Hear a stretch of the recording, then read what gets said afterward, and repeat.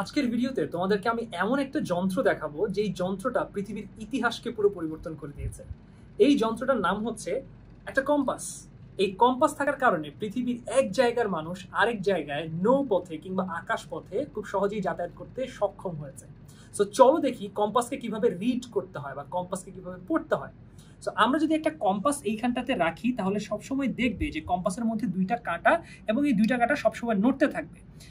সবসময় খেয়াল রাখবে কম্পাসের লাল রং করা যে কাঁটাটা এটা সবসময় নর্থের দিকে থাকবে, নর্থ অভিমুখে থাকবে। তার মানে বর্তমানে কম্পাসটা যেই ওরিয়েন্টেশনে আছে এই ওরিয়েন্টেশনটা ভুল।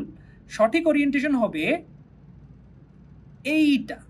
তার মানে এইবার নর্থের জায়গায় ঠিক লাল কাঁটাটা আছে এবং সাউথের জায়গায় সাদা কাঁটাটা আছে।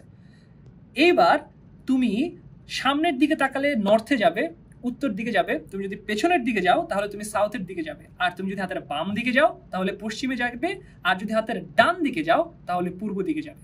এইভাবে কিন্তু তোমাদের কম্পাসটা তোমরা রিড করতে পারো এবং এই কম্পাস রিড করার মাধ্যমেই কিন্তু পৃথিবীর বড় বড় নাবিকরা, বিমান চালকরা তাদের জায়গা চিনে থাকে।